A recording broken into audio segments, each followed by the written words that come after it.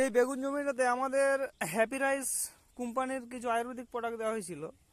এই গাছটা প্রথমত একটু দুর্বল ছিল বা ফুল জলে আসছিল না, তো গাছটা এখন খুব সুন্দর ডগাটা নিয়েছে। আমাদের কাকা আছে, একটু জেনে নেবো। আচ্ছা, আপনার বেগুনের গাছটা কিরকম ছিল? এটা একটু ইয়া ছিল, এটা দেওয়ার পর খুব ভালো হয়েছে। মানে এখন ডগাটা কিরকম নিয়েছে? ডগাটা ভালো নিয়েছে। খুব সুন্দর ডগা হ্যাঁ। নিয়েছে না?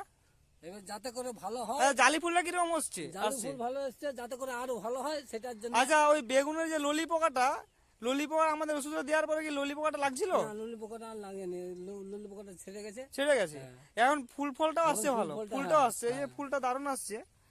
তো এই বেগুন গাছটা প্রথমত গ্রোথটা সেভাবে ছিল না, তো গ্রোথটা খুব সুন্দর আসছে দেখুন। আমাদের এতে ব্যবহার করা হয়েছিল কৃষিমিত্রা, ট্রাইকোগল, হিউমিগল, আর আমাদের যে পোকার ওষুধ আছে সেটা দেওয়া হয়েছিল। খুব সুন্দর ডগাটা আলি আছে, গ্রোথটা দেখুন খুব সুন্দর হয়েছে। তো কাকা আবার বলে যাচ্ছি, এটাতে দেখবেন ফলটা বেশি পাবেন। হ্যাঁ, আর আপনার ফলটা সবসময় 1-2 টাকা দামে মানে হ্যাঁ।